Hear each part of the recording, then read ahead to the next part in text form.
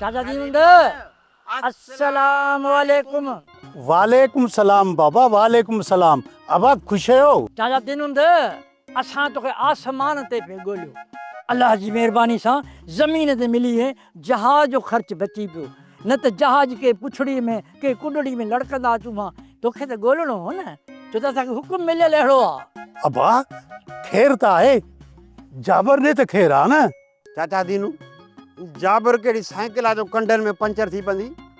चाचा जाबर असांखे मोकिलियो आहे त तोखे वठी पंहिंजे घर मां, तोहारे घर मां याने असां तोखे पंहिंजे घर में रहायूं।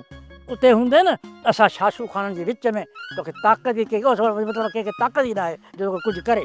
बाबा अल्लाह जाबर खे आबाद करे, पर इन कमीने रूंडे मुंहिंजो पुटु त माराए छॾियो।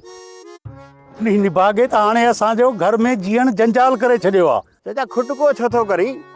रूंडो कहिड़े अक जी माखी आहे जो असांजे कहर खां बची वञे।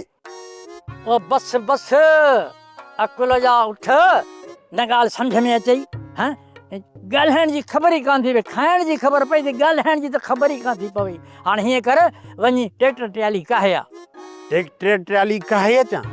ट्रैक्टर ट्राली कहिड़ो चाचा आचरियो गॾहा जो रसो विधी काहींदोसांसि।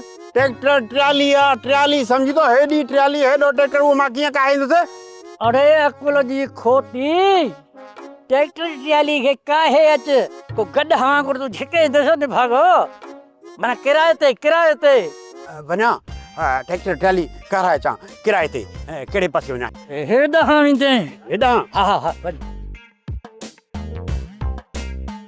बाबा। हाणे चाचा हलूं, सामान सवलो कयूं। हलूं बाबा, कीअं हलूं?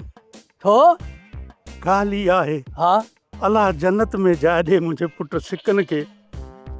इश्क जे चक्कर में सॼी जाइ रूंडे जे थी जे नाले सां करे छॾी आहे। मूंखे डपु आहे त जाइ ख़ाली ॾिसी रूंडो उन ते कब्ज़ो न करे वञे बाबा। चाचा दीन मोहम्मद कब्ज़ो कीअं कंदो?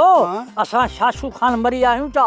हाँ खैरो ऐं हैरो ईअं सम्झ त इन्हनि जो इलाज आहे। असां हेॾो तालो आहे ॾाॾे जो, ऐं जो हणंदासीं दर खे न, मां तोखे ॿुधाए थो छॾियां।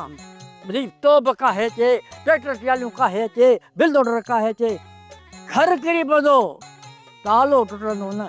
हाणे ॿुधा, रूंडे जे आक खे ताक़त न आहे जो असांजो इहो तुंहिंजो घर केरु आहे? हा पुट सच थो चवीं, भला हल त हलूं। हा हा अचो।